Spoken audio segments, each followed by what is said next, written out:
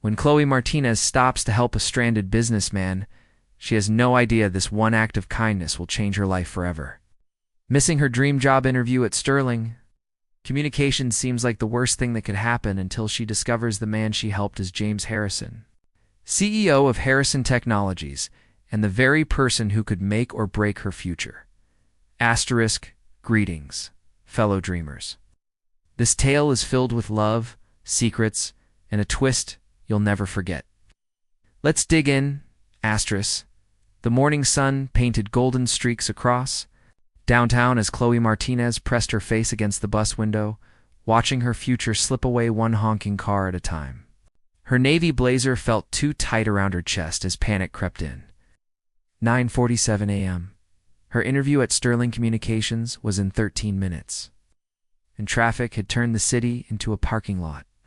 This can't be happening, she whispered, her breath fogging the glass. Through the maze of frustrated drivers, she spotted the source of the chaos. A sleek black Mercedes sat dead in the right lane, its hazard lights blinking like a guilty confession. Beside it stood a man in an expensive charcoal suit, his dark hair disheveled as he paced back and forth, phone pressed to his ear. Even from 50 feet away, she could see his desperation. Khloe's grandmother Rita had always said kindness opened more doors than ambition ever could. But today, she needed ambition. This job wasn't just an opportunity, it was salvation. Rita had worked double shifts at the hospital cafeteria for 18 years to put Khloe through college. Every sacrifice deserved this moment. The man stumbled slightly, running his hand through his hair in defeat.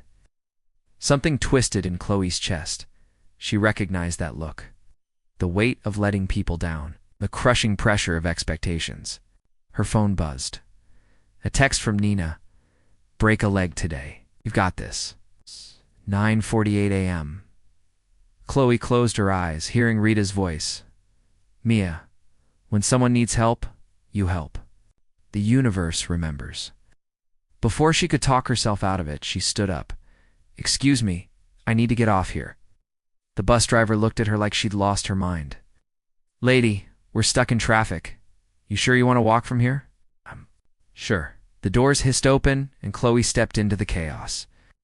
Car horns blared around her as she wove between stopped vehicles, her leather portfolio clutched against her chest. The morning air smelled of exhaust and impatience. Ending his call as she approached, his shoulders sagging with defeat. Up close, she could see the expensive cut of his suit, the platinum watch catching the sunlight. This was a man who didn't know what it meant to have nothing. Excuse me? She called out over the honking. Do you need help? He turned, and for a moment, time seemed to pause. His eyes were the color of storm clouds, sharp and intelligent, but filled with a vulnerability that caught her off guard. A small scar ran through his left eyebrow. His jaw was set, with the kind of tension that spoke of too many sleepless nights. That's very kind of you, he said, his voice deep and careful. But I don't want to make you late. You look like you have somewhere important to be? 9:49 a.m. I do, Khloe admitted, her heart hammering. But maybe I can help quickly. What's wrong with your car? Something shifted in his expression. Surprise, maybe, or recognition of her sincerity. The engine just died, no warning. I've called for help, but they won't be here for 30 minutes. Khloe set her portfolio on the sidewalk, the leather case that had cost Rita a week's worth of groceries. Mind if I take a look? My uncle owned a garage. He taught me a few things. The man's eyebrows rose. Really? In that outfit? The suit is new? The knowledge isn't? For the first time since she'd seen him, he almost smiled. I'm James. Khloe. She was already moving toward the hood. Pop it for me. As the hood lifted, revealing the pristine engine bay, Khloe rolled up her sleeves. Her manicured nails, done specially for today, scraped against metal as she examined the components. There, a loose battery terminal vibrated free from the morning stop-and-go traffic. Found your problem? She announced, carefully reconnecting. The cable, your negative terminal, came loose. James slid into the driver's seat and turned the key. The Mercedes purred to life, smooth as silk. He stepped out, shaking his head in amazement. I can't believe it. You just saved my morning. His eyes met hers, and something electric passed between them. "How can I thank you?" 9:52 a.m. Khloe's stomach dropped. 8 minutes. She was 8 minutes late for the most important interview of her life, and she was still 6 blocks away. "You don't need to thank me," she said, wiping her hands on a tissue. Her voice came out steadier than she felt. "I'm just glad I could help." But James had noticed her distress, the way her eyes kept darting to her watch. "You're late for something important, aren't you? Because you stopped to help me." The words hung between them like a confession. Khloe felt her carefully constructed future crumbling, 1 second at a time. "I have a job interview," she admitted, "but it's fine. There'll be other opportunities." Even as she said it, she knew it was a lie. Sterling Communications was her one shot, and she'd thrown it away for a stranger. "Let me drive you," James said immediately. "It's the least I can do." Khloe hesitated. Every safety rule she'd ever learned screamed against getting in a car with a stranger. But something in his storm-gray eyes felt trustworthy and desperation. Made people do dangerous things. "I don't even know your last name," she said, though she was already reaching for the passenger door. "Harrison, James Harrison." He opened the door for her, and she caught a glimpse of something in his expression. Recognition? Concern? It passed too quickly to read. "Where to?" "Sterling Communications, 5th Street." As Khloe slid into the luxury leather seat, she had no idea she'd just stepped into a car with the CEO of Harrison Technologies. She didn't know that James Harrison had been considering acquiring Sterling Communications for months. She didn't know that her act of kindness had just changed both their lives forever. All she knew was that she was sitting next to a stranger who smelled like expensive cologne and possibilities, racing toward a future that was already 8 minutes gone. James Harrison drove like a man who owned the city, weaving through shortcuts that only someone intimately familiar with downtown would know. The Mercedes responded to his touch like a dancer following a master's lead, smooth and precise despite the chaos around them. Khloe gripped her portfolio, watching the buildings blur past. The interior of the car smelled like leather and something subtly expensive that she couldn't identify. Everything about this moment felt surreal, like she'd stepped into someone else's life. "So what's the interview for?" James asked, his eyes focused on the road as he took a sharp right that saved them 2 minutes. "Junior Marketing Coordinator at Sterling Communications." Khloe's voice was tight with nervous energy. "It's my dream job. They handle luxury brands, social media campaigns. I've studied every project they've done in the past 5 years." Something flickered across James's face, but his voice remained casual. "Sterling Communications, that's a solid company. Marcus Thompson runs a tight ship there. You know Mr. Thompson?" Khloe turned to look at him fully for the first time since getting in the car. His profile was sharp, aristocratic, the kind of face that belonged on magazine covers or boardroom portraits. Business circles. James took another sharp turn, and Khloe could see Sterling Communications' glass tower ahead. "What made you want to work there specifically?" Question should have been simple, but something in his tone made it feel like a test. Khloe found herself being more honest than she'd planned to be with her interviewer. "Because they don't just sell products, they tell stories that matter." Her voice grew stronger as she spoke. Their campaign for Meridian watches last year didn't just showcase luxury. It celebrated craftsmanship, legacy, the idea that some things are worth waiting for. That's the kind of marketing that changes how people see the world. James pulled up in front of the Sterling Communications building with 2 minutes to spare. The engine purred quietly as he turned to face her, and Khloe found herself caught in those storm-gray eyes again. "That's a good answer," he said quietly. "What do you do?" Khloe asked, suddenly realizing she knew nothing about this man who just saved her career. "I solve problems." James's smile was enigmatic, usually for companies that need a different perspective. Before Khloe could ask what that meant, she noticed the time. 9:58 a.m. She had exactly 2 minutes to get upstairs, find the right floor, and somehow not look like she'd just fixed a car engine and raced across downtown. "I have to go." She opened the door, then turned back. "James, I can't thank you enough. You've saved my life. Good luck, Khloe Martinez." The way he said her name sent an unexpected shiver down her spine. I have a feeling you're going to do just fine. As she hurried toward the building's entrance, Khloe didn't see James pull out his phone. She didn't hear him dial a number he knew by heart. Marcus, it's James Harrison. I need a favor. Inside the Sterling Communications lobby, Khloe's heels clicked against polished marble as she rushed toward the elevators. The building was everything she'd imagined. Sleek, modern, with the kind of understated elegance that whispered success. Awards lined the walls, testament to campaigns that had shaped brands and moved markets. The elevator seemed to take forever. When the doors finally opened on the 15th floor, Khloe stepped into a world of glass offices and modern art. The receptionist, a woman with perfectly styled blonde hair and a smile sharp enough to cut.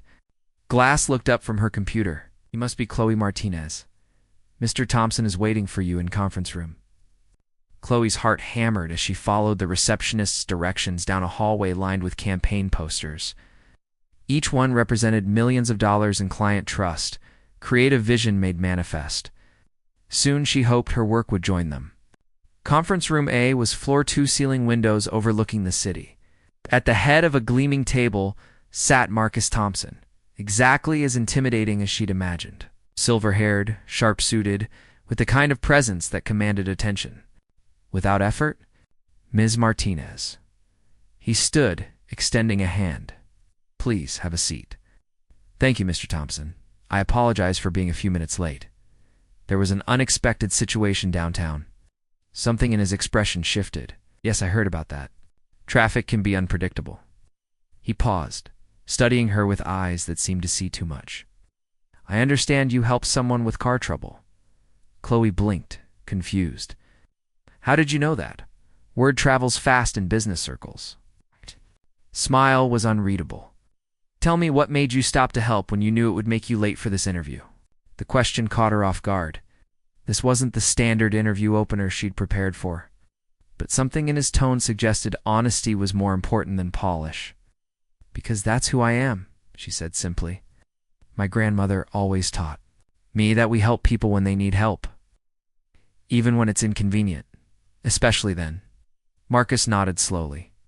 And if helping that stranger had cost you this opportunity, if you'd missed this interview entirely, then I would have missed it. Khloe's voice was steady, even as her heart raced. But I would have been able to live with myself. Success means nothing if you lose your humanity getting there. For a long moment, Marcus said nothing. He simply studied her, as if weighing something in his mind. Finally, he leaned back in his chair. Ms. Martinez, in my 30 years in this business, I've interviewed thousands of candidates. They all have impressive portfolios, stellar grades, ambitious goals. But very few have character. He paused.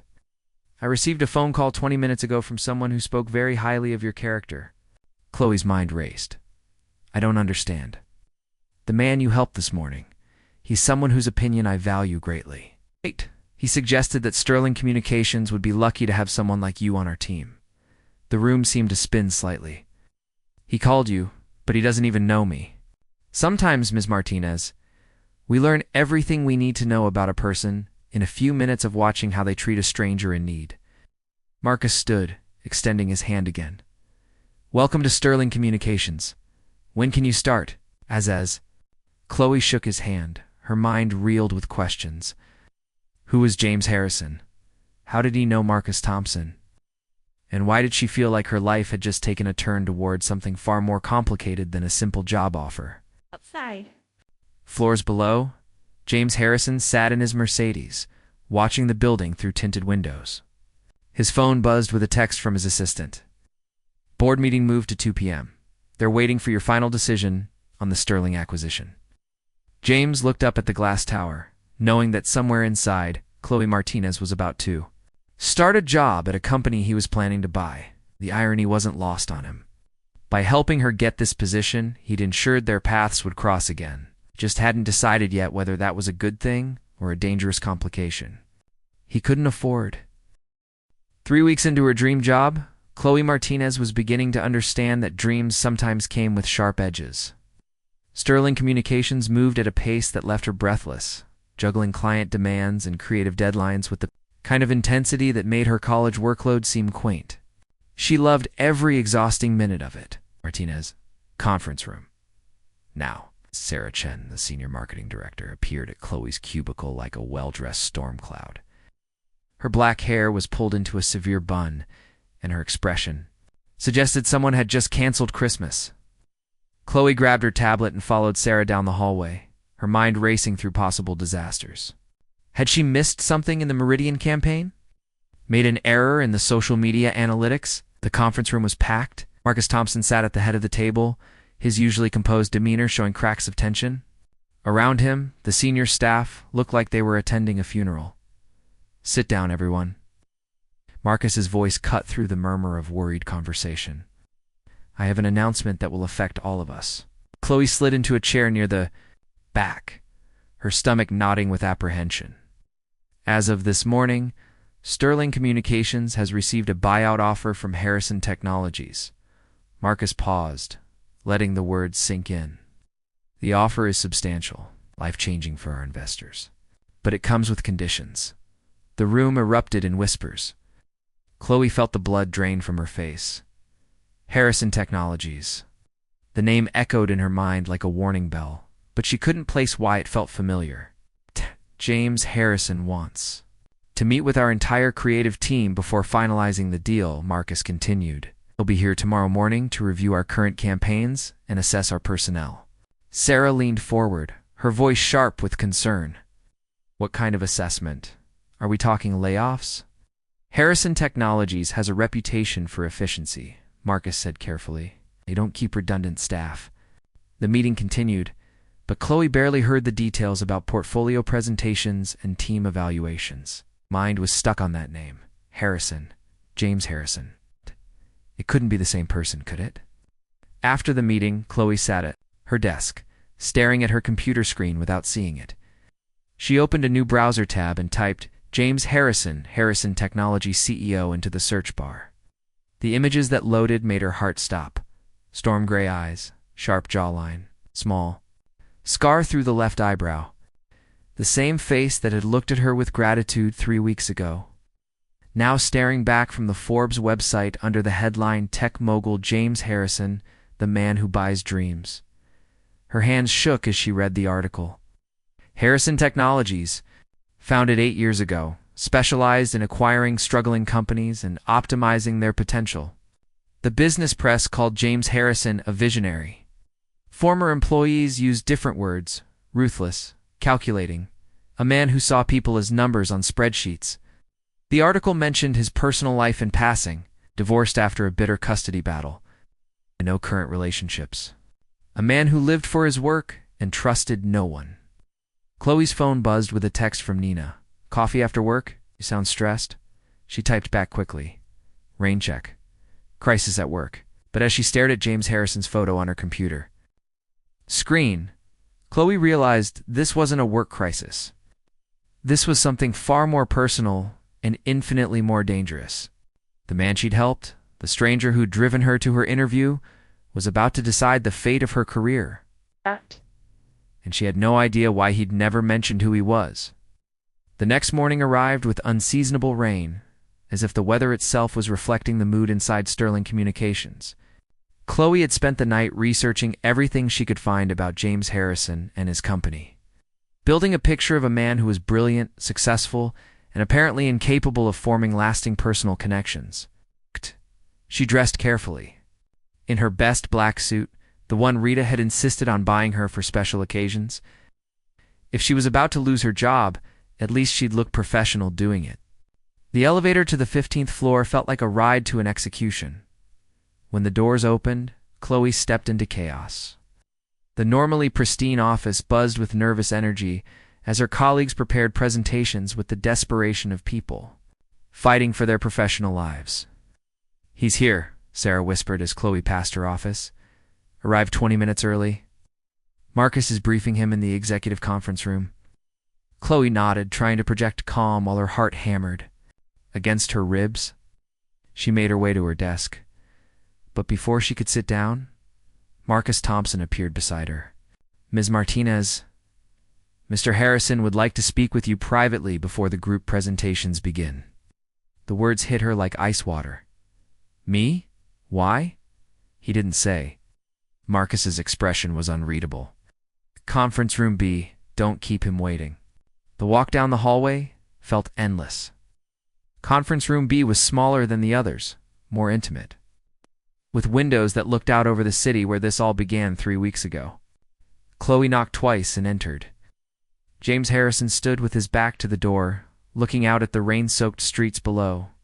He wore a navy suit that probably cost more than Khloe made in a month, but she recognized the set of his shoulders, the way he held his head when he was thinking. "Hello, Khloe," he turned, and those storm-gray eyes met hers with an intensity that made her forget how to breathe. Up close, in the harsh fluorescent light, she could see the exhaustion around his eyes, the tension in his jaw.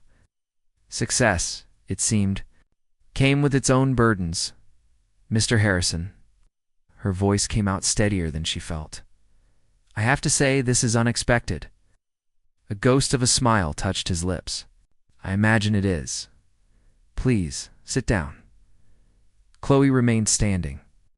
"Before we talk about whatever this is, I need to ask you something. That morning when I helped you with your car, did you know where I was going?" James was quiet for a long moment, studying her face as if memorizing it.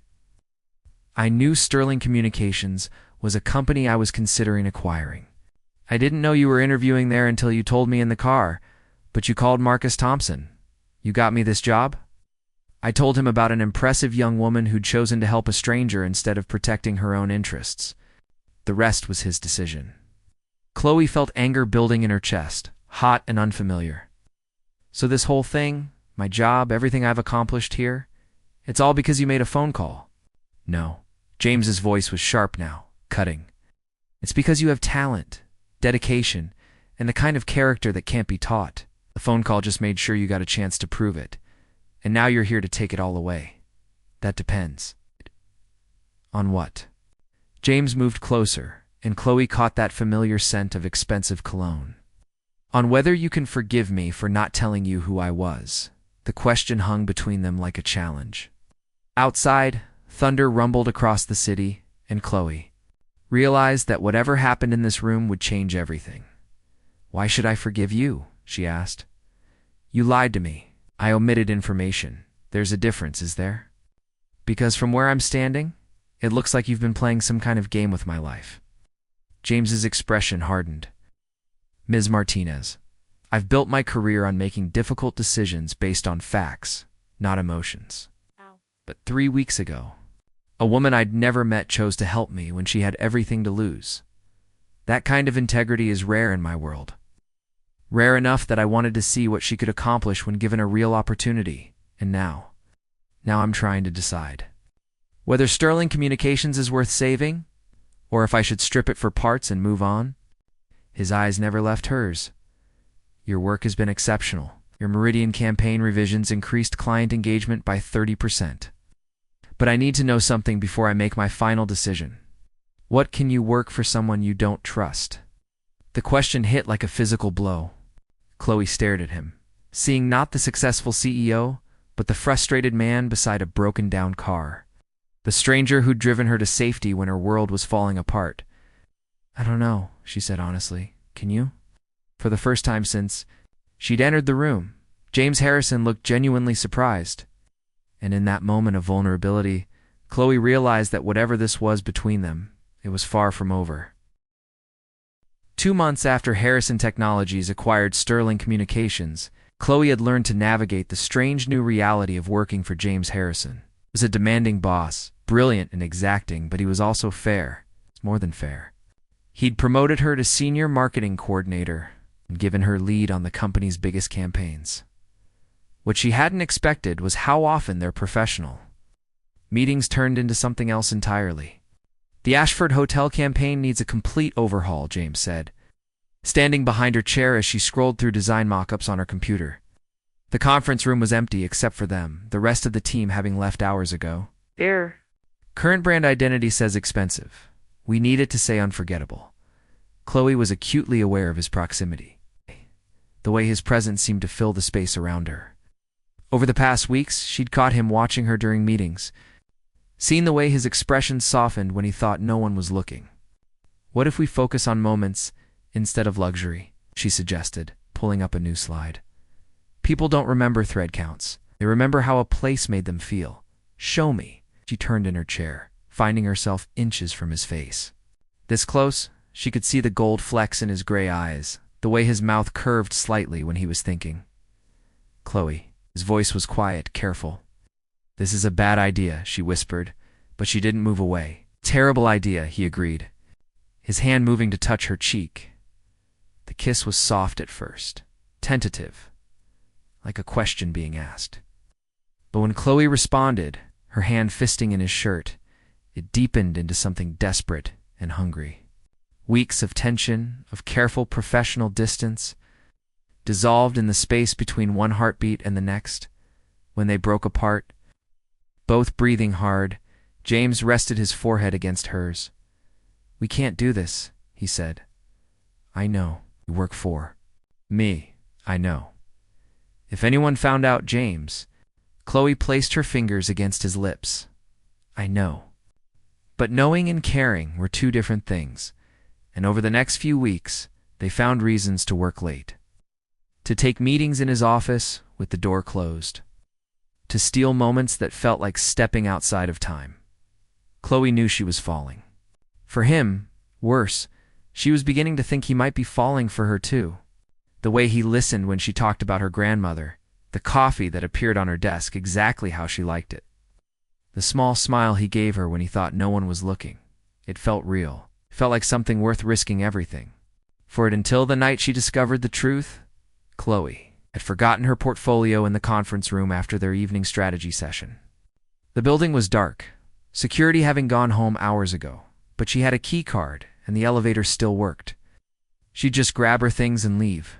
The executive floor was eerily quiet, lit only by emergency lighting and the glow from James's office. His door was closed, but she could hear his voice through the glass. "The Sterling acquisition is performing better than projected," he was saying into his phone. "Revenue is up 18% since the merger." Khloe paused. She shouldn't listen. But something in his tone made her hesitate. No, Marcus Thompson was the problem. Too sentimental, too attached to his employees. Much easier to manage now that he's gone. Her blood went cold. Marcus had been let go 3 weeks ago, supposedly for budget reasons. The Martinez girl, James continued, and Khloe's heart stopped beating entirely. "She's proving more useful than I anticipated. Her campaigns are driving significant growth. Plus her connection to me gives me leverage if any of the other employees get restless." Connection to him? Leverage. Of course it's calculated, Richard. Everything I do is calculated. Did you really think I'd risk a multi-million-dollar acquisition for sentiment? The laugh that followed was cold, businesslike, nothing like the warm sound she'd grown to love. "She trusts me completely. Makes her easy to manipulate. Can keep her motivated and productive for as long as I need her, then cut her loose when the company's stable." Khloe backed away from the door, her hand shaking. So badly, she could barely hold her portfolio. The elevator seemed to take forever, and she pressed herself against the wall, fighting the urge to be sick. Everything had been a lie. The kindness, the late-night conversations, the way he looked at her like she mattered. All of it calculated. Designed to keep her compliant and useful, she'd given him her trust, her heart, her body. And he'd taken it all as easily as he'd taken her company. By the time she reached the parking garage, tears were streaming down her face. She sat in her car for 20 minutes, sobbing with the kind of raw pain that comes from having your world shattered by someone you'd started to love. Her phone buzzed with a text from James. "Left early? Hope everything's okay? See you tomorrow?" The casual concern in the message made her want to scream, or throw her phone, or drive back upstairs and confront him with what she'd heard. Instead, she drove home to the small apartment she shared with Rita, her heart breaking with every mile. Rita was waiting in the kitchen, a cup of tea steaming on the counter. "Mia, what happened? You look like someone died." "Someone did," Khloe whispered, collapsing into her grandmother's arms. "I did," as Rita held her, stroking her hair, and murmuring comforting words in Spanish, Khloe made a decision. James Harrison thought he could use her, manipulate her, discard her when she was no longer useful. He was about to learn how wrong he was. The next morning, Khloe walked into Harrison Technologies with her shoulders back and her game face on. She'd spent the night researching corporate law, employment contracts, and hostile takeover strategies. If James wanted to play games, she'd show him what she'd learned about winning. Morning, Khloe. James looked up from his computer as she knocked on his office door. His smile was warm, genuine looking. How are you feeling? You seemed off last night. I'm fine, she said, closing the door behind her. Actually, I wanted to talk to you about the Meridian renewal contract. Of course. What's on your mind? Khloe sat down across from his desk, her expression carefully neutral. I think we should recommend they take their business elsewhere. James blinked, clearly caught off guard. I'm sorry, what? Meridian watches. They're not a good fit for our new company culture. It's too much emphasis on legacy and tradition. It's not enough focus on profit margins. Khloe, that's a $12 million account. Exactly, which makes them a liability if they decide to pull their business, when they realize we're more interested in revenue than relationship building. James studied her face, and for a moment she saw something flicker in his expression. Suspicion? Concern? Where is this coming from? He asked carefully. I've been thinking about our conversation yesterday, about what really matters in business. Khloe met his eyes steadily. You're right. Sentiment is expensive. Trust is a luxury we can't afford. Khloe, I've also been thinking about us. She stood, smoothing down her skirt. This thing between us, it's getting complicated, distracting. Maybe we should keep things strictly professional from now on. The words hit their target. James's face went carefully blank, the same expression he wore in board meetings when someone challenged his authority. If that's what you want, asterisk it is. Khloe moved toward the door, then paused. Oh, and James. I'll need the rest of the week off. Family emergency. She left him sitting there, alone in his office, while she put her real plan into motion. The family emergency wasn't entirely a lie. Rita had been hiding her own secret for months, one that Khloe discovered when she came home early that Tuesday afternoon. Abuela, what are these? Khloe held up the stack of medical bills she'd found tucked behind the coffee canister. Bills that added up to more money than either of them had ever seen. Rita's face crumpled, years of careful pretense falling away. The doctors found something 6 months ago. In my lungs. The treatment. It's expensive, Mia. 6 months. Khloe's voice cracked. You've been dealing with this alone for 6 months. I didn't want to worry you. Not when you were finally getting your life started. As Rita explained about the cancer, the treatments, it's a crushing debt that was slowly swallowing their small savings, Khloe felt something cold and hard settle in her chest. Her grandmother had sacrificed everything for her, and now she was dying. While trying to protect Khloe from the truth, how much do we need? Khloe asked. Mia, it's too much. The surgery alone, how much? Asterisk, Rita's whispered answer made Khloe's blood run cold. It was more than she could make in 5 years at Sterling Communications. More than she could borrow, steal, or earn through any legal means. But she knew someone who had that kind of money. Someone who'd used her trust against her, calculated her emotions like a business strategy. Someone who was about to learn that two could play his game.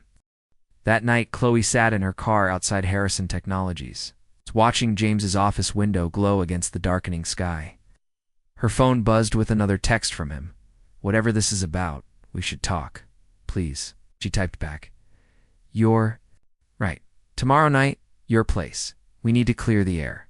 His response came immediately. Are you sure? Khloe stared at the message for a long moment, thinking about Rita's medical bills, about the way James had laughed when he called her easy to manipulate, about the choice between playing it safe and fighting for the people she loved. I'm sure, she typed. As she drove away, Khloe caught sight of James's silhouette in his office window. Tomorrow night, she would walk into his carefully controlled world and show him what happened when someone underestimated Khloe. Martinez. She just hoped she was strong enough to do what needed to be done without losing herself in the process. Asterisk, James Harrison's penthouse apartment was everything Khloe had expected. Floor-to-ceiling windows overlooking the city, minimalist.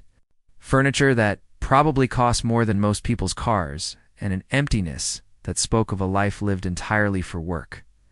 He answered the door in jeans and a white button-down. Casual in a way that made him look younger, more vulnerable. For a moment, seeing him like this, Khloe almost forgot why she'd come. "I wasn't sure you'd actually show up," he said, stepping aside to let her in. "I keep my promises." Unlike some people, she didn't add, but the words hung in the air anyway. They stood in his living room, the space between them charged with everything they weren't saying. Outside, the city sparkled like scattered diamonds, beautiful and cold. "Can I get you something to drink?" "This isn't a social call, James." Something shifted in his expression. "Then what is it?" Khloe had rehearsed this moment, planned exactly what she would say. But standing here, looking at the man she'd started to fall for, the words felt like broken glass in her throat. "I heard your phone call Tuesday night." The color drained from James's face. For a moment, he looked like he might deny it, but then his shoulders sagged with resignation. "How much did you hear?" "Enough." Khloe's voice was steady, controlled, enough to know that everything between us was calculated, that I was just another asset to be managed. James ran a hand through his hair, the gesture achingly familiar. "Khloe, it's not that simple, isn't it? You said I was easy to manipulate, that you could keep me motivated as long as you needed me, then cut me loose. I said a lot of things." His voice was rough. Not all of them were true. "Which parts?" "The manipulation, the calculation, or the cutting me loose when you're done." "With me?" James moved to the window, his back to her. "I've spent 8 years building Harrison Technologies into what it is today. I've learned that in business, you can't afford to let emotions cloud your judgment. Everyone has an angle. Everyone wants something. Trust is a luxury that can destroy everything you've worked for. So you decided to destroy me first?" "No." He turned, and the pain in his eyes was so raw, it took her breath away. "I decided to protect myself, and then I met you." "Don't." Khloe held up a hand. "Don't you dare try to make this romantic. You used me." "I tried to use you," James corrected. "But somewhere along the way, you became something I hadn't planned for." "What's that?" "Someone I couldn't afford to lose?" The words hung between them like a confession. Khloe felt her carefully constructed anger wavering, but she couldn't let herself be swayed. Not when Rita's life was at stake. "My grandmother is dying," she said abruptly. James's face went white. "What?" "Cancer. Stage 3. The treatment costs more money than I'll ever have." Khloe's voice was clinical, matter of fact. "She's been hiding it for months because she didn't want to burden me. Khloe, I'm so sorry. If there's anything I can do, there is." She met his eyes steadily. "I want $2 million. The number dropped into the silence like a stone into still water. James stared at her, his expression unreadable. $2 million, he repeated slowly. "For Rita's treatment. For the years she sacrificed for me. For being the kind of person who would stop to help a stranger even when it meant risking everything she'd worked for, and in exchange, I'd disappear. I quit Harrison Technologies, leave the city, never contact you again. You get to keep your perfectly calculated life, and I get to save the only person who ever truly loved me." James was quiet for so long that Khloe began to think he wouldn't answer. When he finally spoke, his voice was barely a whisper. "Is that really what you want?" "It's what we both want. Clean break, no complications." "What if I said no?" Khloe had prepared for this too. Then I go to the press. Harrison Technologies CEO manipulates employee into romantic relationship for corporate gain. How do you think that plays in the business magazines? Something flickered across James's face. "Maybe, or betrayal. So you're blackmailing me." "I'm negotiating. You taught me that everything is a transaction, I see." James moved to his desk, pulled out a checkbook. $2 million for your silence and disappearance. That's right. He wrote the check with steady hands, then held it out to her. When Khloe reached for it, he didn't let go. For what it's worth, he said quietly, I never meant for it to happen this way. To what way? Falling in love with you. The words hit her like a physical blow. Khloe snatched the check from his hand, her heart hammering against her ribs. Don't, she whispered. It's true. Somewhere between that morning when you stopped to help me and tonight, I fell in love with you. Completely, irrevocably. His smile was sad, broken. I suppose that makes me the fool in this story. Khloe clutched the check, her lifeline, and her ending all at once. Can't love someone you were planning to use, can't I? I think that's exactly the kind of stupid thing someone like me would do. She turned toward the door, needing to escape before her resolve crumbled entirely. Goodbye, James. Khloe, wait. Wait. She paused, her hand on the doorknob. For what it's worth, you weren't wrong that first morning. The universe does remember acts of kindness. It just has a twisted sense of humor about timing. Khloe left without looking back, taking the elevator down through all 27 floors of James Harrison's carefully constructed life. She sat in her car in the parking garage and cried until she had no tears left, and drove home to Rita with the check that would save her grandmother's life and end her own chance at happiness. 6 months later, Khloe stood in the kitchen of their new apartment across the country, watching Rita water the plants on the windowsill. The treatment had been successful, the doctors cautiously optimistic. Rita was thinner than before, her silver hair shorter, but she was alive. Mia, you've been staring at that coffee for 10 minutes, Rita observed. What's on your mind? Khloe looked down at the newspaper in her hands, folded open to the business section. The headline read, Harrison Technologies announces scholarship. Fund for first-generation college students? Below it was a photo of James at the press conference, looking successful and polished and utterly alone. Nothing, Abuela, just thinking. Rita moved to stand beside her, following her gaze to the newspaper. He looks sad, this man. He's fine. He's everything he ever wanted, does he? Because from where I'm standing, he looks like a man who lost something important. Khloe folded the newspaper and threw it away. Some things can't be fixed, Abuela. Maybe. Not, but some things are worth fighting for, even when the fight seems impossible. That night, Khloe lay in her new bed, in her new city, staring at the ceiling and thinking about storm gray eyes and the price of trust. She'd saved Rita's life and destroyed her own heart in the process. It should have felt like victory. Instead, it felt like the saddest kind of justice, where everyone got exactly what they thought they wanted, and no one ended up happy, in his penthouse apartment 2,000 miles away. James Harrison stood at his window, looking out at a city that felt emptier than it ever had before. On his desk sat a letter he'd written but would never send. 27 pages of everything he should have said and all the ways he'd been wrong. He'd learned too late that some calculations couldn't account for the human heart. That love, when it came, didn't follow any business plan or strategic timeline. That sometimes the most profitable thing you could do is choose to lose everything that mattered. Both of them had gotten exactly what they'd asked for. Neither of them had gotten what they'd needed, and in the space between what was and what might have been. Two people who'd found each other in the chaos of morning traffic learned that some stories don't have happy endings. Only honest ones. The end.